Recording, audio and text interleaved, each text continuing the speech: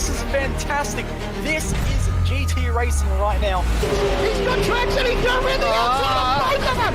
Maloney! Oh, he's taking Anderson! Anderson's up top! Oh my god! Big crash! Oh my goodness, half the field's gonna get rolled! It's very close. These guys are want to make their way through the field very quickly. Oh, there we go! Oh no! That's massive! This is it! This is over! I can't believe this! Oh my god! God, what?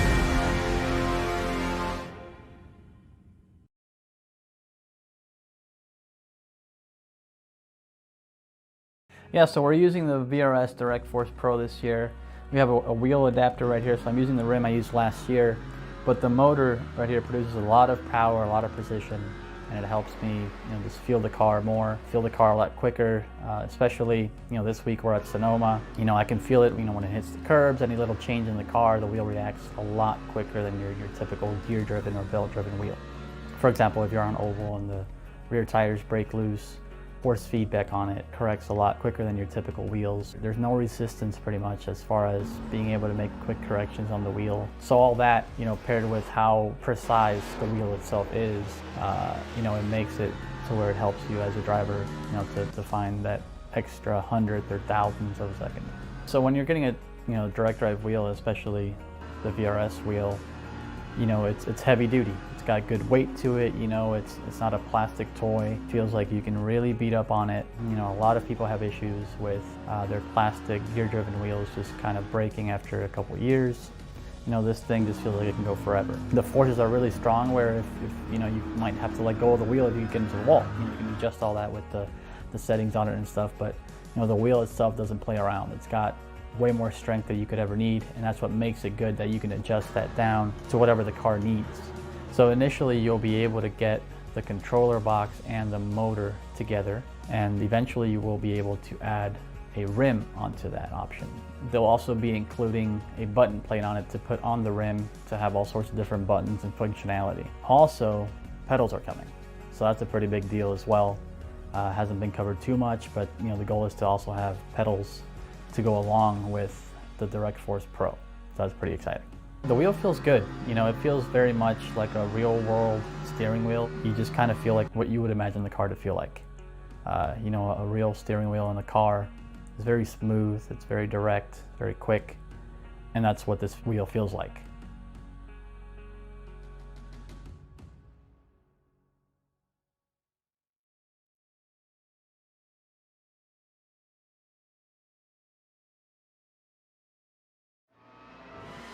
Past, present, future.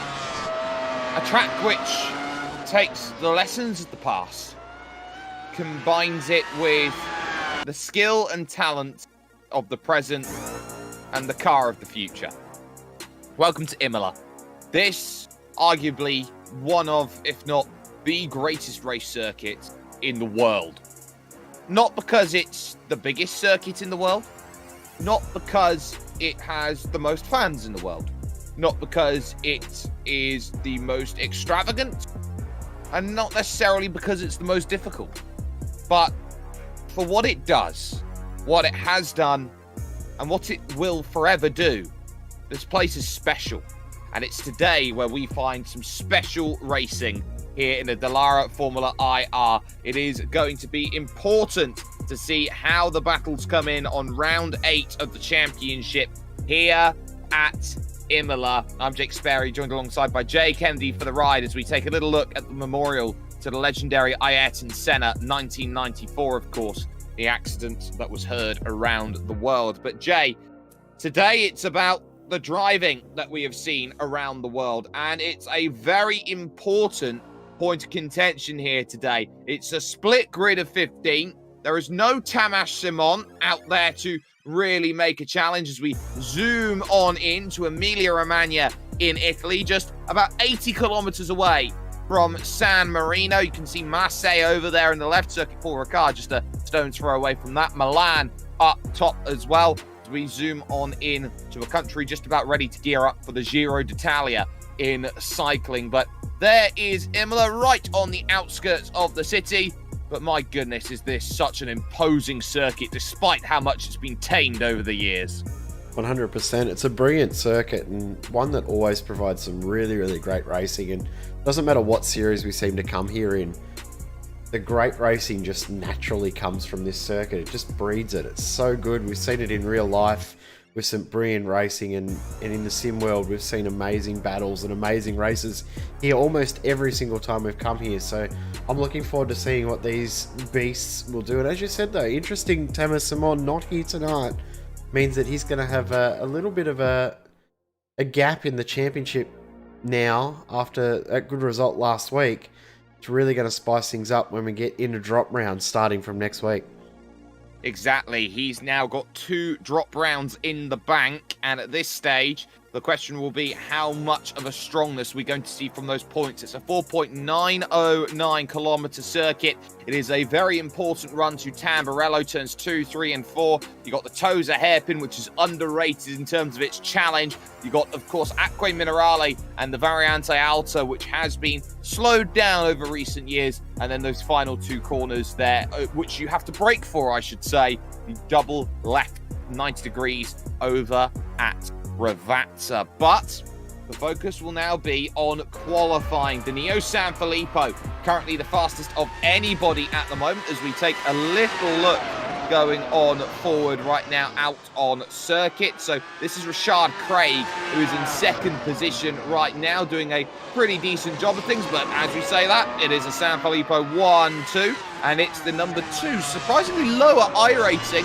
Marco Sanfilippo, 4/10 up nearly on Danio.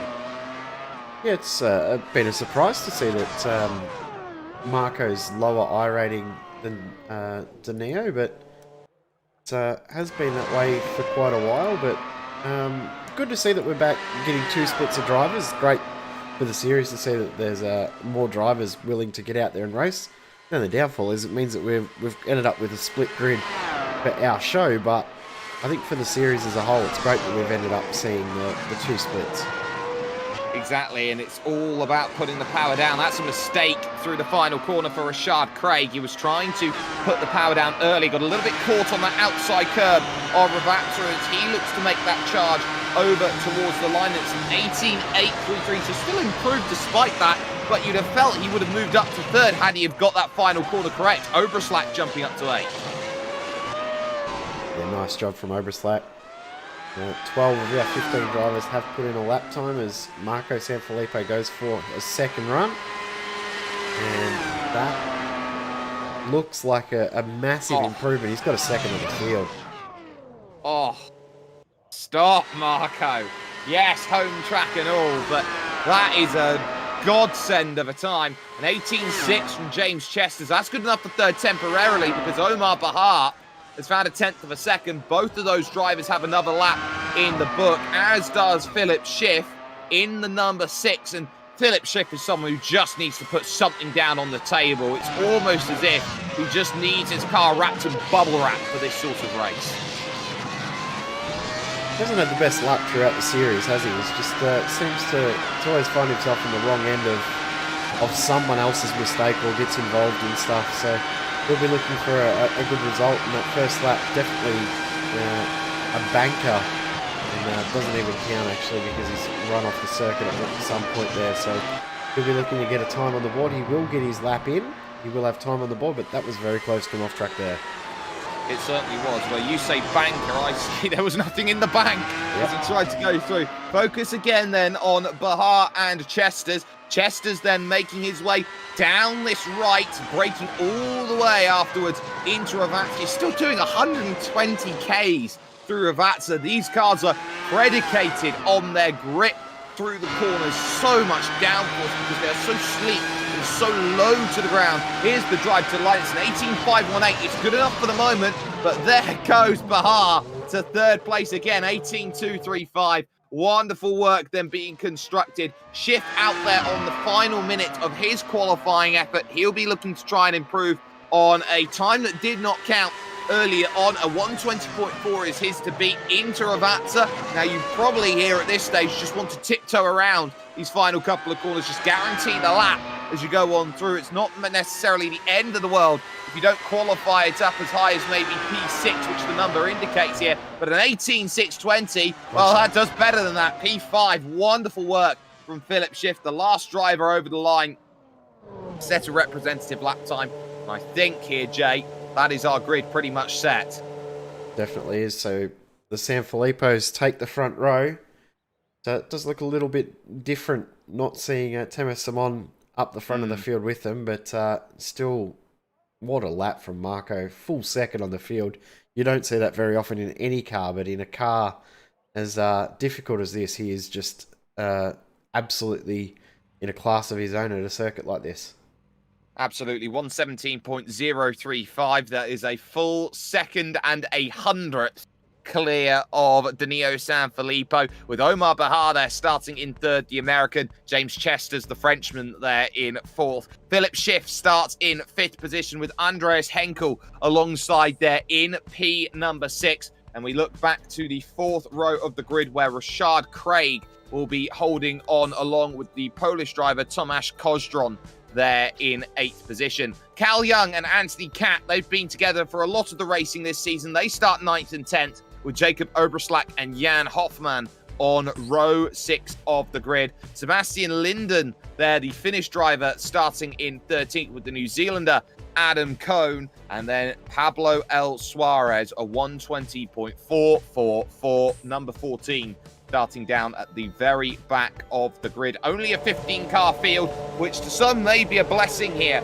as they look to make their run towards turn 2 of Tamburello. That small kick left does classify as turn number 1. And to say, why does it classify? Or just ask Valtteri Bottas and George Russell why that corner classifies as a corner on this circuit. The two brothers, the two teammates, 1 and 2 on the grid. Bahar will be looking for a good opportunity. And of course, we will wait for the likes of Philip Schiff to get up onto the grid. It will be on his prerogative, which he has now, that we now get the lights starting to work on. 34 laps, 1 pit stop definitely required here today in hot conditions, 42 degrees. Keep that in mind as the green flag drops, and that's a shocker from Bahar. And they're going to collect each other. Schiff into the wall. Hoffman there is going to collect him through because Bahar went absolutely nowhere. Up and over. I think Adam Cohn's been caught out in that as well. 3 in trouble at the pit exit. And just like that, the racing over because Omar Bahar could not get himself going. I count at this stage 5 drivers out before we even reach turn 1, and that's a shock. Yep, Rashad Craig, Kozdron, Hoffman, Cohen, and Schiff all out of the race before turn 1, before the start line. It's very, very disappointing to see. And these cars are very tough to get off the line, but a little bit more care needed from a few of these drivers, I think, when they go and review this race, what they had of this race, they'll be very, very disappointed.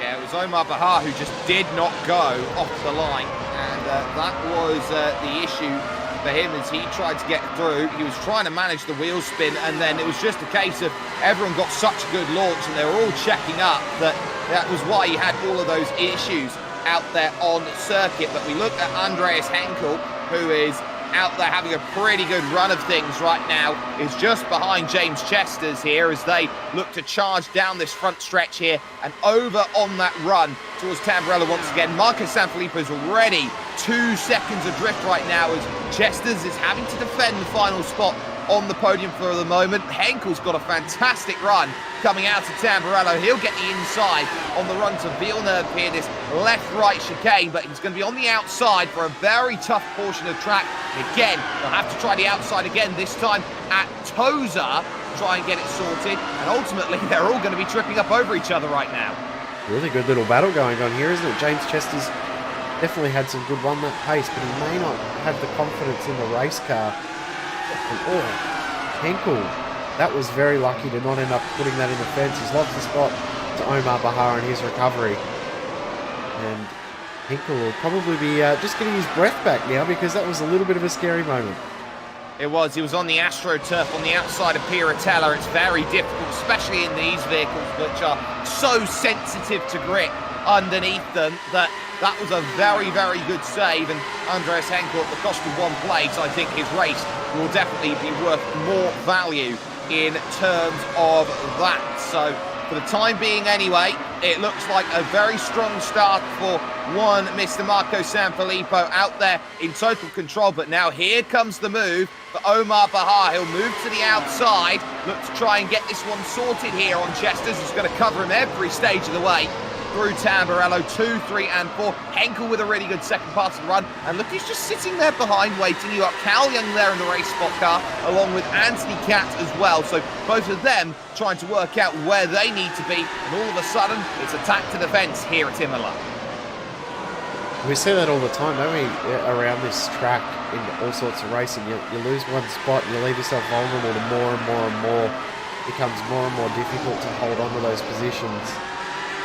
As drivers around you become a little bit more comfortable, and James Chesters is going to try and hold on to this position as much as he can from Bahar, but Bahar looks like he's now broken, if I could actually get my words out, broken that little bit of a gap back to Henkel again, and he'll now be looking to attack, but he'll have to be looking one eye forward, one eye back, because Henkel does look very, very strong.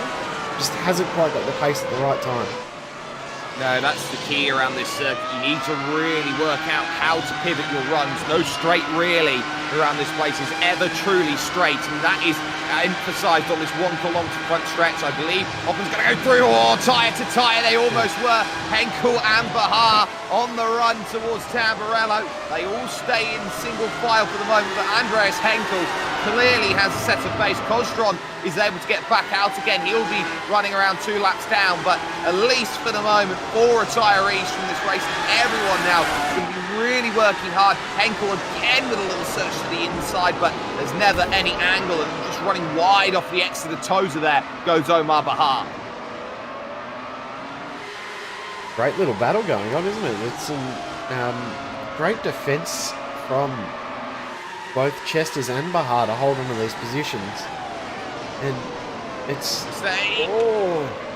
proving that it's a tough track to pass on. We've seen that before, but even for Imola standards, it's very, very tough for these guys to get a move on. Henkel's got pace, he just can't use it at the right time. No, every time, there's twice this lap that Omar Bahar has made a mistake, but every time he's made one of those mistakes, as here comes Anthony Kapp thinking about a move here on Cal Young. They've got Jacob Oberslack for company just behind.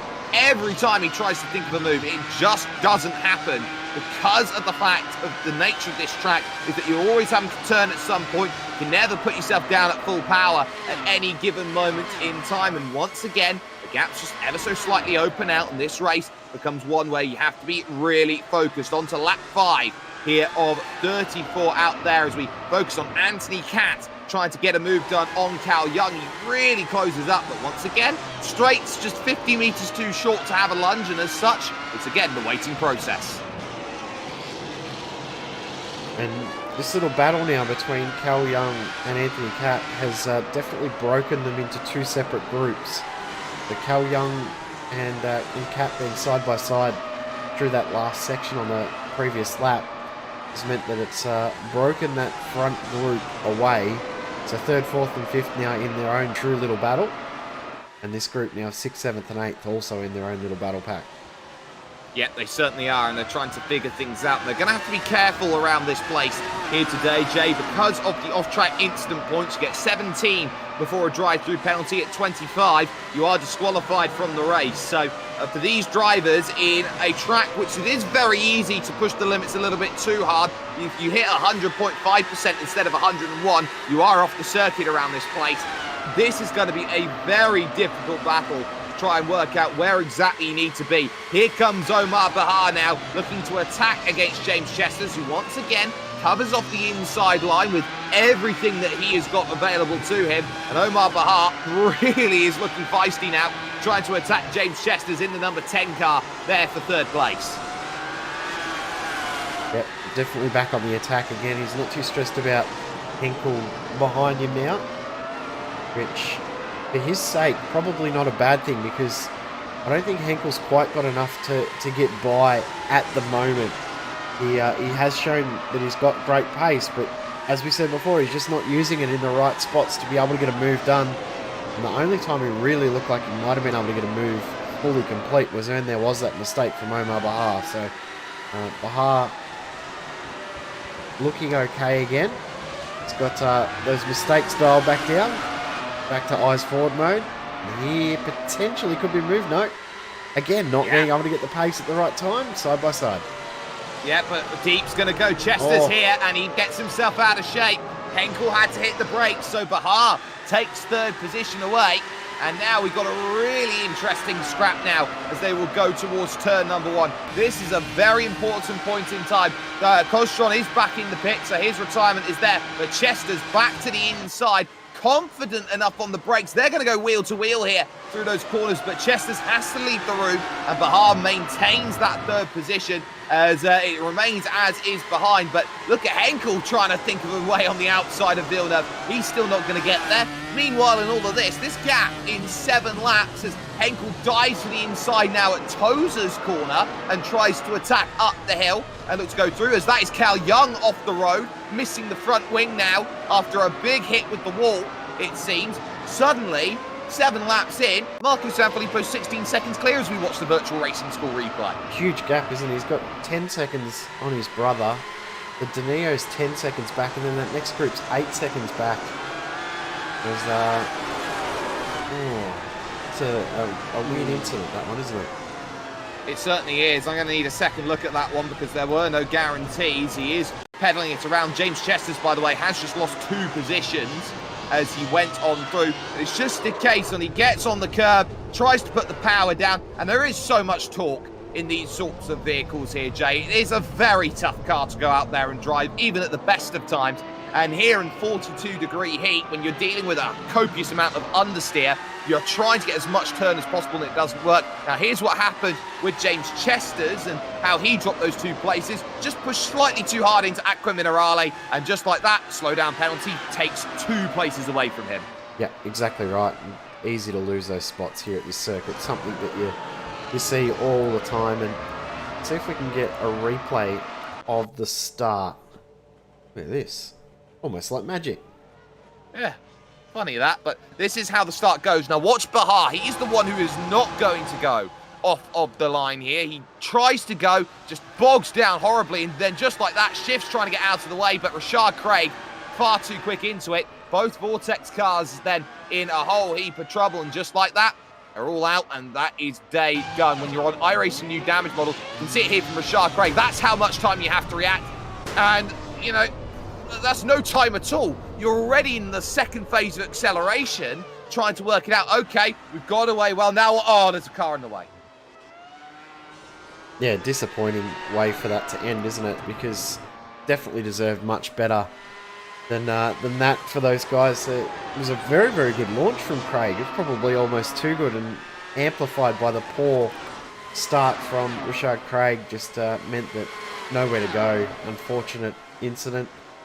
And he'll be back next week, no doubt, to get a bit of redemption, and probably is going to fight even harder next week just because of that in the background. Oberslack just went straight ahead.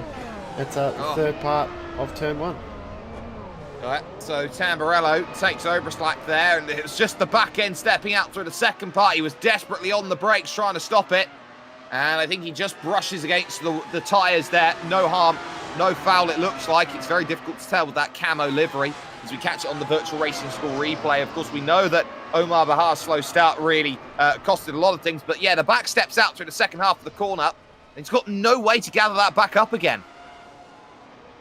Now, actually looking at that, it looked like he may have already had damage on his front wing before then on the right-hand side of the car. So, as you said, very, very hard to tell if he actually has got damage or not. I can't tell. We will leave that up to you watching at home, of course, here live on YouTube and Facebook Live. There is Anthony Catt with the very nice Lewis Hamilton helmet there in the number 44 as he looks to chase down now Andreas Henkel for 4th position. on the brakes into the left and the right, hoping that it works out and it's going to be ideal as Cal Young is back out there and racing again, but you can see pulled way over to the side of the road. He is letting everybody go through before the chance arrives that he becomes a nuisance, so to speak. But at least for the moment, Andreas Henkel got to keep his eyes focused forward here at the moment, because I think he's just seeing Omar Bahar walk away to the tune of 2 seconds for the podium. Yeah, Bahar's starting to pull a little bit of a gap, isn't he? Amazing pace though, looking at the lap times of Marco Sanfilippo. His fastest lap in this race is 1.2 seconds quicker than anybody else has done. It's a 1:17.555.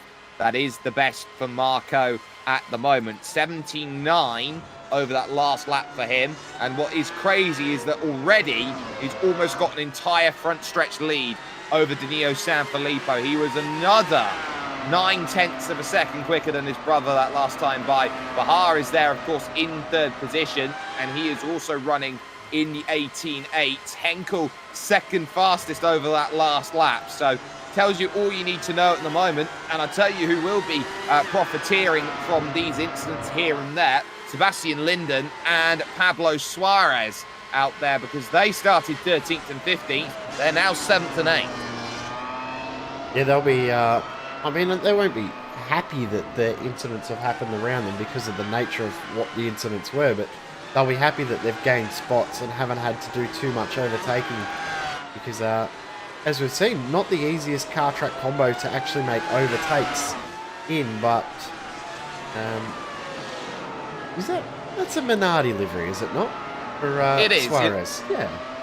It is a Tarso Marquez Minardi. There you go. Or if you want, well, it's probably a Fernando Alonso 01 Minardi now to come to speak of it. Tarso Marquez was the Brazilian teammate. So it was after Mark Webber's Minardi? It was before Mark Webber's Minardi. Before, was it? Actually. Okay. Year before. Okay. There you go. So there is Pablo Suarez looking to make some progress now on track. And the Minardi is chasing down the Mercedes at this moment in time. Something we didn't think we'd say ever again. Or ever. Because, of course, Minardi was gone before the Braun team became Mercedes? No, No? It became Toro Rosso. Toro Rosso, yes, it did. What Mercedes before that? What was it? What was Mercedes? So Mercedes was Braun. Yes, that's what I was meaning, yes. So it was effectively a Honda. Was. Anyway, race continues out there at the front of this field. Marco Sanfilippo in dominating fashion at the moment in those Palermo-inspired liveries.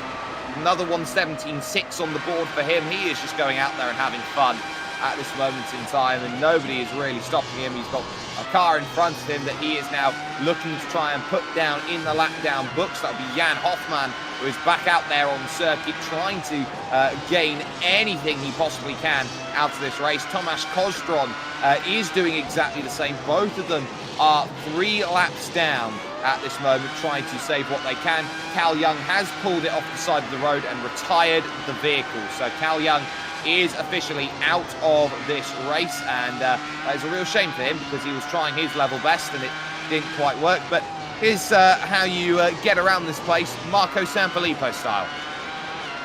Just so smooth, isn't he? Just doing it easily. But no issues at all. Just driving nice and smooth. And I tell you what, this isn't too smooth, because Henkel has lost the spot. He certainly has. Through turn 1, 2, 3, or 2, 3, and 4. He just gets it horribly wrong, trying to put the power down out of 2. And then all of a sudden, there goes Anthony Catt. Cookies, that's mine. And that is 4th position change. So Andreas Henkel, very rare mistake that we see out of him now. Drops behind one Mr. Anthony Catt, who looks like he is really up for this one here today in the number 3. Definitely, he's doing a very good job. He's moving forward and he's applying pressure at the right time. Started back in 10th position. Now up to 4th, so always good to gain position from where he qualified, and almost back to where his iRating number ranks him in the field. Henkel's not giving up though. No. And we know Andreas Henkel is not someone who gives up, because look at him, he is really looking to go out there and attack through this section. He'll get right up underneath, get all the benefits, but no confidence to dive to the inside. It's such a closed style corner through that first section of the Villeneuve chicane. It makes it very difficult to go through that place and really be aggressive unless you have the commitment available to it, and you pretty much do the Ayrton Senna thing of either you get out of the way or we have an accident. That's the sort of place where you're not going to make a pass. Exactly right. It's a very, very tough section of the circuit to get moves done. As speaking of getting moves done, Jacob Oberslack on his recovery after his spin, or after he's off, I should say. It's a very, very Imola move, with the run starting all the way back at the start of the straight and just out-braking into turn 1. Move done. Suarez drops back to 9th. Oberslack back up into 8th. Yep, so a very good move there by Jacob Oberslack, jumping up that place. He's got about 6 seconds now to chase down in order to get to Sebastian Linden out there on circuit. But once more, Andreas Henkel very much focused on trying to get that Haas-inspired car to get close and to make a move, but at least not yet is the option available at this moment in time, and this battle going on for 4th and 5th place. They are about 3 seconds now behind Omar Bahar, and they've got to be alert on how they battle here in this one. That is a mistake from Anthony Capp, who got well into trouble going out of the Villeneuve chicane, and thank you very much, I'll have the cookie back. This is definitely not over, because they're both pushing so hard it's forcing the other into errors. So the defensive game is almost working to their own detriment at the moment, because they're making very, very uncharacteristic mistakes. These are two of the drivers that we've seen that have been very, very consistent throughout. So that was a huge amount of curb there for Henkel. Just checked him up a little bit through the middle of the apex. Cat had to get out of the throttle, and they're both slow in comparison to Omar Bahar ahead.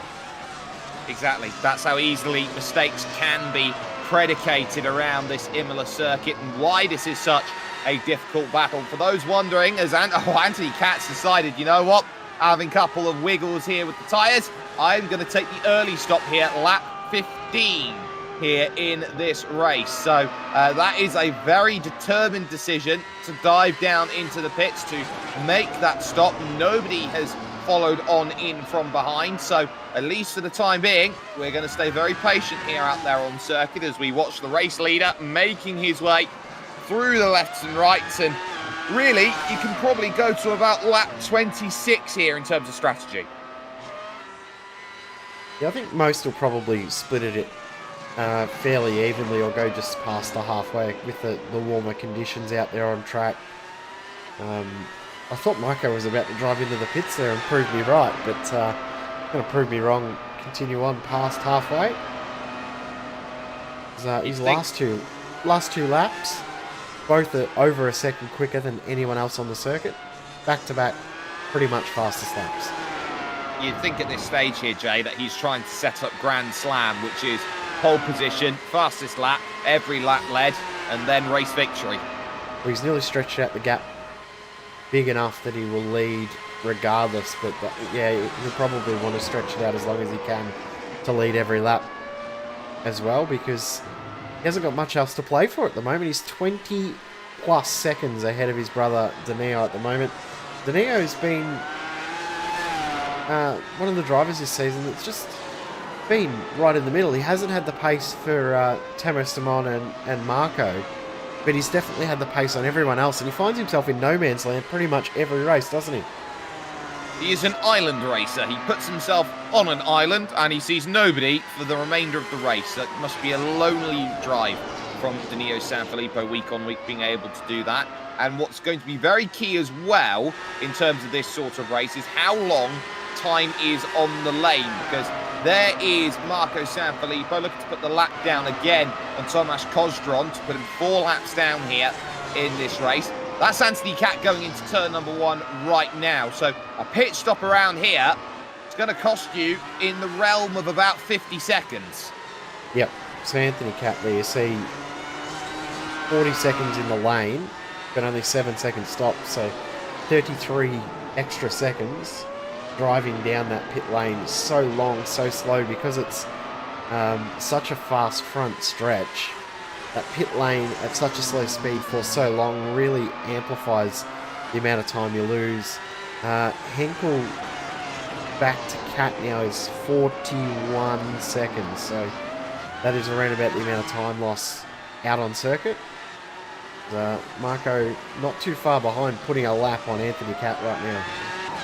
Yeah, so definitely doing a good job. There's a lot of smoke there as they crested up the rise. Marco Sanfilippo taking as much as he can. Tomasz Kozjon doing exactly the same as well, who is lapsed down at this moment in time. But this is really one of those sorts of races where it does just open up and you focus, and into the pits comes Marco Sanfilippo as he looks to try and make his stop a reality. Should be a pretty quick stop, so to speak, but a long time in the lane. The Neo Sanfilippo, I would not be surprised, could follow in.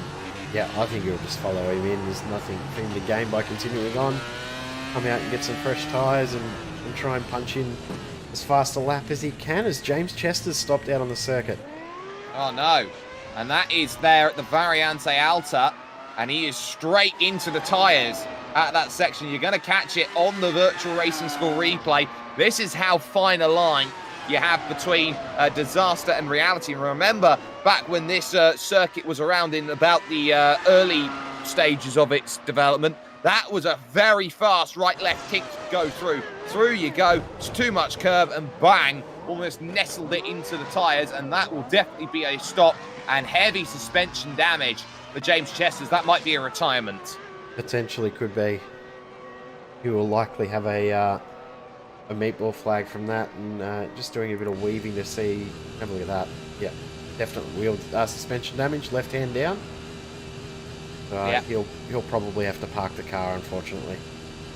Now, interestingly, Andreas Henkel is about the only driver who's stayed out here at the moment, and he will ruin the Grand Slam for Marco Sanfilippo around this circuit today, because he has decided to stay out and get some laps in as the race leader. And why not? He's racing up against Anthony Cat at this moment in time. He's got 43 seconds in the back pocket at this stage, and he is running around 0.6 of a second quicker than Cat at this moment. If things stay as is, then it's looking like it's going to be a very, very tasty battle, you could say, by some respects here, Jay, in the sense that, you know, it's going to be more a case of Henkel's looking at Bahar.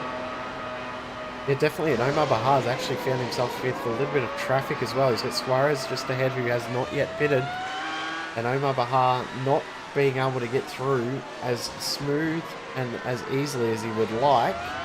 And again, not able to use that run that he had. So definitely he's losing ground to Henkel right now. He just lost 0.3 of a second just through that one corner. Just like the early to mid-2000s, he's found himself stuck behind a Minardi as he tries to get on through, which is not exactly the ideal at this moment. Good drive off the exit, though, and this should be plain sailing for Omar Bahar. You can see hard over to the left-hand side of the circuit went one Mr. Pablo Suarez. Here comes the move. Bahar then on the outside will have a lot more confidence under braking in towards Tamburello and comfortably dispatches of that one. So Bahar effectively moves back up into net third, fourth position on the road at this moment in time. And the key here is that we were saying 41 seconds as finally out and away goes James Chesters with a 117.2 second lane time. No, there's nothing there. Still got the suspension damage. Going to have to pull it away. In comes Andreas Henkel to make his stop, but the key was the gap was 39 seconds. We said it was 41 as Marco Sanfilippo re-inherits the race lead. Yep. And this battle, though, between Henkel and Bahar is going to be very, very tight. So we'll pick up exactly where that is in just a moment. As Marco Sanfilippo, I just noticed his fastest lap now is a 17.0, 1.5 seconds over the rest of the field. That was only second last lap before his pit stop. Incredible. It just absolutely incredible from him at the moment. We, of course, saw earlier on in the season how quick he was going. We had a very nice comparison of greats of the I would say, Open Formula World Championship world in the forms of Jeremy Boosloop and Antoine Higeland. And you saw Marco Sanfilippo match those sorts of drivers and really showcase that he has that potential and ability to be one of the very best sim racers if it helps him out. So that's going to be ideal. Now, Andreas Henkel here has made his stop, and he has come out crucially ahead of Omar Bahar by 2 seconds. Yes, that's a very, very interesting development, because that little bit of lap traffic of Suarez has just been enough for Omar Bahar to lose that time. Omar Bahar's pit stop was actually quicker than Henkel's, but Henkel was quicker in the lane, so a little bit more of an aggressive entrance into the pits from Andreas Henkel and Omar Bahar. He'll be ruining that pit stop, cost him a little bit of time. It has cost him some time, so he's got to try and win that one back as much as he possibly can. We still have out there, of course, Tomasz Kozdron and Jan Hoffman. They are racing out there for iRacing and safety rating, so they will go by James Chesters, who will drop down to 11th position overall. And now into the pits comes Pablo Suarez, one of the last drivers into the pits, releasing Anthony Cat on forward, who would feel like at this moment in time that he has at some point dropped the ball compared to all of his rivals, because he was racing against Henkel. Now he's just hoping that he can stay somewhere close to Omar Bahar. He's got a little bit to find though, doesn't he? He's got a little bit of ground to make back up, and last lap by was around about a tenth slower, so he needs to find maybe another 2-3 tenths somewhere, but tough for him to find extra time around this circuit. Not the easiest track to find time when you're pushing at 100% already, because the curbs, they bite here, don't they? We've seen already the curbs have been not best friends to the likes of Cal Young, James Chesters, and others that have all run into issues throughout the day. Good news about James Chesters, he's coming back out for another attempt after getting even more damage fixed. Yep, so James Chesters trying to get that car back out there and fixed and out there driving. Looks like he's got a lot more confidence in that one now as he goes. But Sebastian Linden here in what is 6th position. Well, look who's behind him. It's Jacob Oberslack, who's trying every which way to get himself into range to attack. You can see they're very difficult livery to try and spot everything on it. It's very much a camo livery. Is now you've got that focus in front of Linden. Try and gain that place back, which of course was lost when Oberslack made his mistake at Tamburello. But now here comes the charge, and I don't think it's going to be this lap, but maybe next lap's the one where he's going to be looking at, and he'll be having to look behind pretty quickly because, hello, my name's Marco Sanfilippo. Can I put you a lap down, please? Yet another race where he's put over half the field a lap down as well. We've seen that nearly every race this season where he's put more than half the field a lap down. So Jacob Oberslack goes a lap down, and Marco Sanfilippo now only has 6 cars left with him on the lead lap, 5 others. And it will soon only be 4 others because he is about to pass Linden. There it is. Easiest move you'll make all day. As in the wall, Omar Bahar. Oh, not like that. Omar Bahar, it's the Variante Alta. It's almost a carbon copy of James Chesters. Aggressive over the first curb. No chance of saving it. He was hard on the brakes immediately when he knew he wasn't getting that turned in. And effectively, that is another case of dramas. It now promotes Anthony Cat up a position. Bahar has been able to keep it out. You can see he's just too heavy over the curb. The car cannot react in the air. And he's lucky he's not got too much damage on the front. Yeah, his look like it might just be front wing damage as opposed to suspension damage. He might have got away with that one, but his pace is definitely going to be harmed from it, as my voice is almost gone. Almost, but not quite. So Not you're quite. good for another 11 laps. Plus another race. Yes. You've got an hour to prepare between that. I'll be right. Ladies and gentlemen, just after this, just an hour after this one then, so in UK time, that will be about 11 o'clock in the evening, we will have the BRS GT Sprint Series coming up for you. You definitely want to check that out and stay with us, of course, at SimSpeed TV for all of the action which will be coming up forward with us. Can I just point out that we are on lap 24, going on to lap 25 of this race. And that gap between Marco and Danilo Sanfilippo, as we watch the battle going on for 6th and 7th position, is now about to extend to 32.8 seconds. Incredible how much of a gap he's got, and that was one of his slowest laps that he's done in a while, being Marco. And it was a 17.8. Nobody else in the field has got even close to a 17.8. The fastest driver other than that was Andreas Henkel on the previous lap. He just did his fastest lap of the race, which was every other driver's fastest lap of the race, at an 18.1. Still 1.1 seconds slower. Yeah, shows you all you need to know right now, how quick this track is, as Oberslack looks the closest that he has been, as there is Marco Sanfilippo, your race leader, and this could be a fastest, or a very fast lap as he goes through. It's 17.6, so he does find a shade of improvement then as he goes over the line on that attempt, but behind him, it's looking pretty close. Here comes the move, and it's going to be a no for the moment, defended on the inside by Sebastian Linden, but, you know, it was the sort of position where Jacob Oberslack was never going to get it done anyway. Just hasn't been able to get the momentum out of the last corner to get a move done, has he? He's definitely got the pace. He's definitely faster in regards to one-lap pace. His fastest lap's a lot faster, but he just can't get the momentum and the run at the right time, at the right part of the circuit to get this move done, because Sebastian Linden is just fast enough at those sections where Oberslack has got more pace to be able to hold on to the position.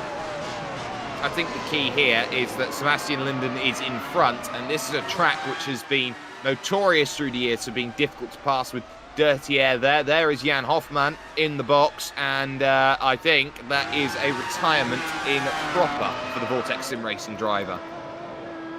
Either that or he's now done enough laps to do his scheduled stop and using it as a glorified test session. Yeah, he has got out of the car, yeah.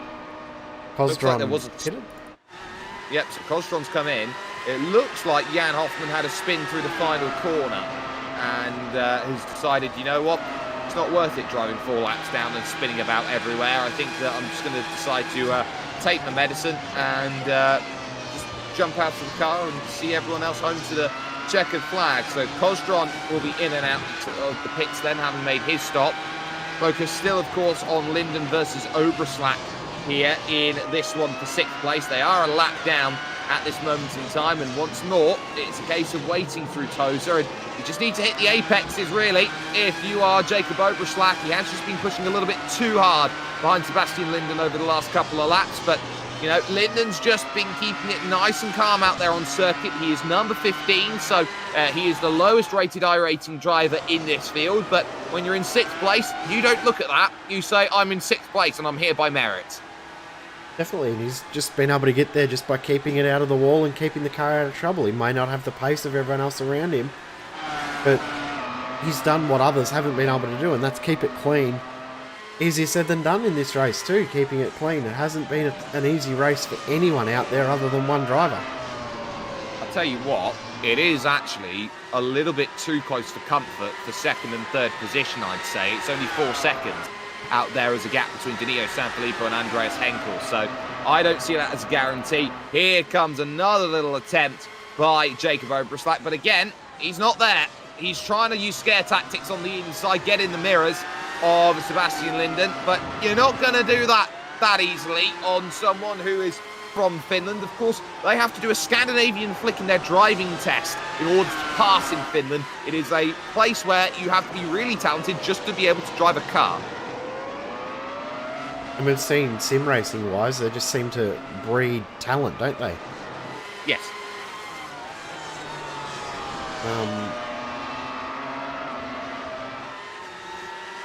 Definitely provided more amazing sim racing talent per capita than anywhere else I could think of.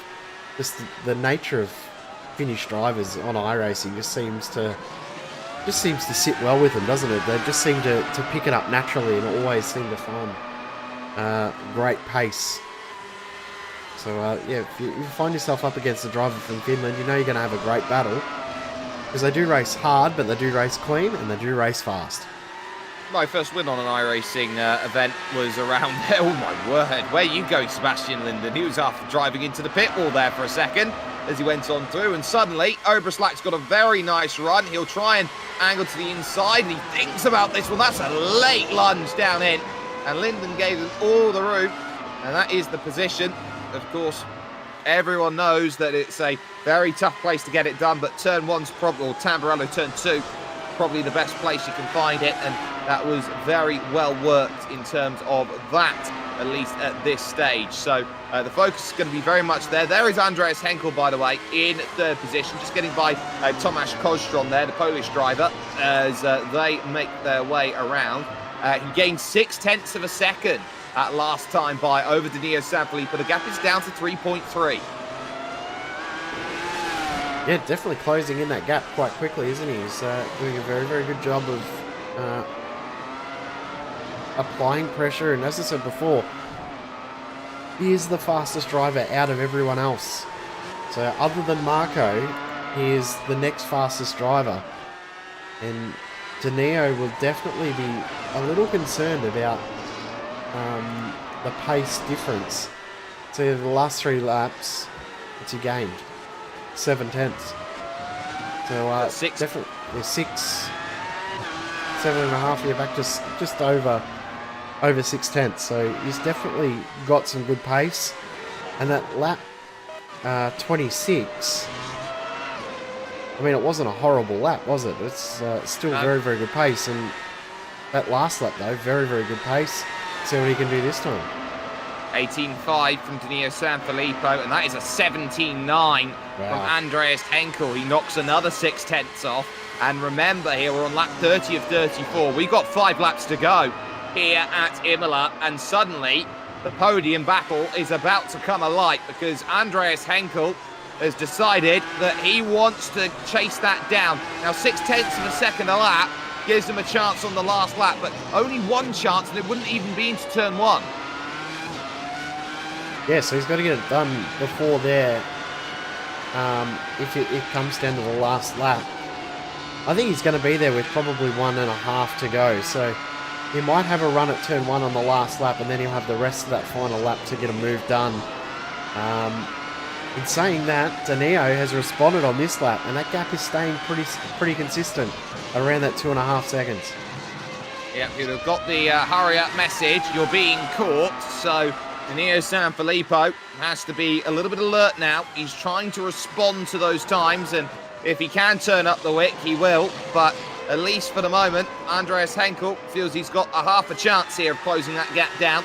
But I think we're just about to see how Danilo Sanfilippo tries to get back. It's an 18.4 from Danilo Sanfilippo compared to an 18.2 from Andreas Henkel. So Henkel not as quick that last lap through, just pushing the boundaries a little bit too much, I'd feel, at Piratella. He's going off there almost every lap, so it looks like he's trying everything right now. And yes, there has been a response over the last couple of laps from Danilo Sanfilippo, but it's not been a massive creep up here with 4 laps to go. Hasn't been those 0.6 we saw on the 2 previous laps, has it? Since then, he's definitely responded a little bit, and that last lap by Danilo Sanfilippo did his fastest lap of the race. So Danilo's definitely put the foot down. Only 3.5 laps left, still at 2.1 seconds. Although when Henkel gets the sniff of draft down that front straight, he will close that up a little bit quicker. But he's not quite there yet, still around the 2-second bracket. And of course, it's this sort of range where you start making mistakes out of drivers in front when you do chase down. It's about nerves. It's about how you handle a driver clawing back time against you when you know there's not much you can do. Remember, Andreas Henkel has fresher tyres right now than Danilo Sanfilippo. He pitted later out there on track, and he has just masterminded his way through. He's got a red helmet on, which signifies Michael Schumacher colours, and it was a certain day in 2005, of course, Jay, when Michael Schumacher started 13th on the grid, got up to 2nd, and couldn't get by Fernando Alonso. Yeah, and we'll see the defence from Danilo over the next little bit. He's doing just enough, isn't he? 0.4 of a second advantage on the clock in favour of Henkel on that last lap. It is now at 2 seconds flat. Will it drop? Will it drop below 2 seconds? I must say Marco now already 40 seconds ahead. He's now only got 4 drivers left on the lead lap, including himself. Anthony Catt, the last driver on the lead lap. Omar Bahar is now a lap down. Yeah, it certainly is, and Bahar is just trying to bring that car home. He's got enough of a gap over Jacob Obraslak, so he's not really too focused about that, but at least for the moment, Danilo Sanfilippo is rising up to the challenge, keeping it a 1-2 at this moment in time. We are down to 2 laps to go, or 1.5 almost now, for Marco Sanfilippo at the front, but it's just looking like Danilo has tempered the charge of Andreas Henkel, who's been giving everything, but everything at this stage is not enough, with Danilo Sanfilippo just calmly keeping times that he's happy with there. Another 18.4 for Danilo Sanfilippo, and again, it's another 3/10 that gets knocked off. Gap's down to 1.8, but 1.8 won't get the job done. He'll get to about 1.2 by the end of this race at this rate, and that won't cut it. He's got to pull out something special on this lap to give himself enough time to be able to do something on the last lap. Even if he pulls out a brilliant lap, he's got to get up within striking distance, but they're already down to 1.5, nearly within draft range. It's going to make it very, very interesting when they get down to the front straight. If you can get it to 1 second coming out of the last corner, it's on for that last lap. Last lap starts for Marco Sanfilippo, who is out there and absolutely stormed away from everybody else. Nobody could hold a candle in the wind today. To the way that he has driven, it has been faultless so far. For his brother Danilo, there is traffic in front in the form of Pablo Suarez in the Minardi livery, the Haas livery behind, trying to chase that down, and both of them equidistant. It's now 1 second here for Andreas Henkel. This has been an incredible lap for him, as now all of a sudden he will be getting the draft. He'll be desperately thinking about maybe moving over, trying to steal that from Pablo Suarez. He decides against it right now.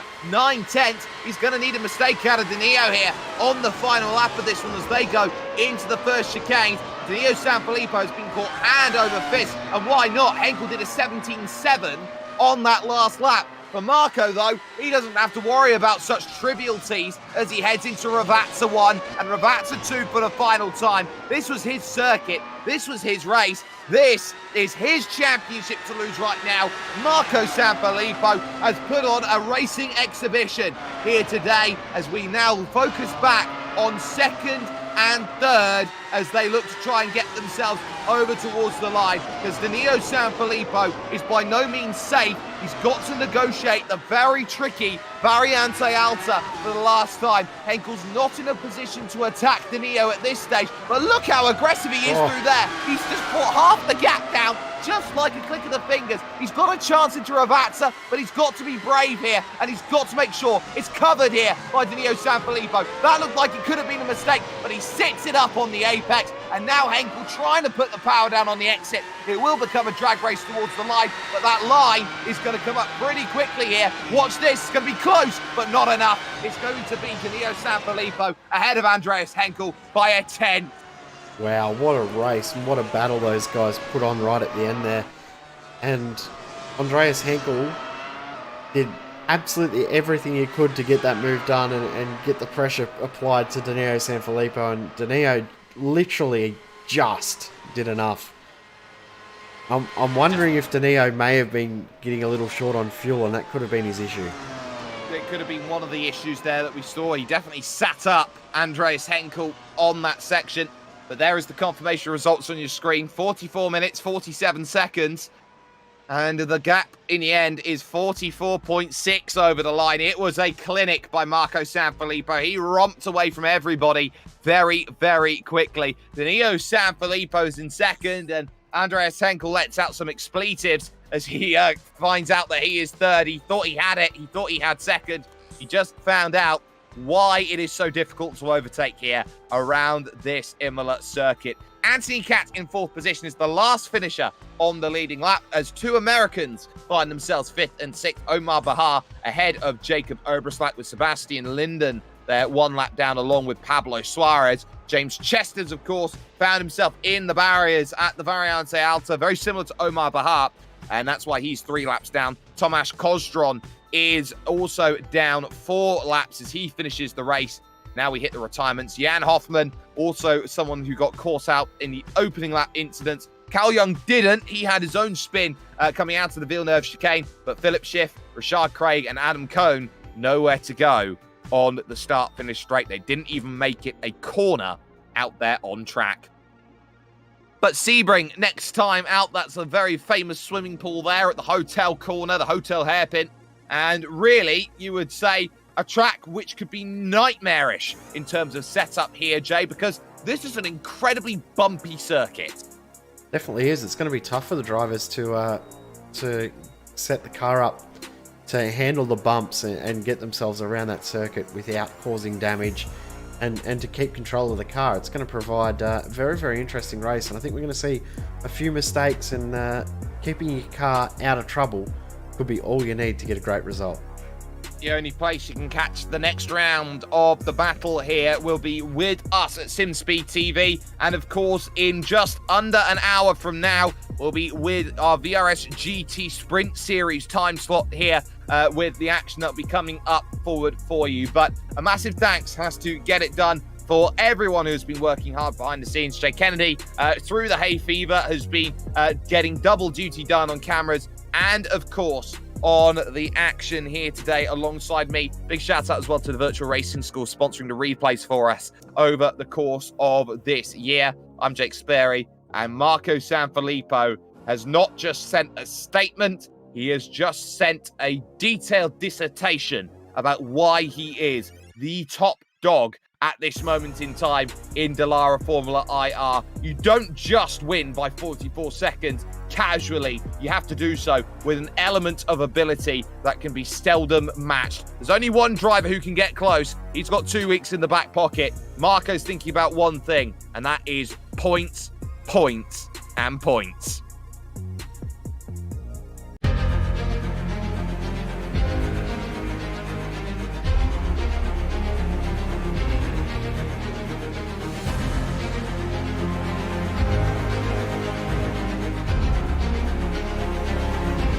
Fantastic.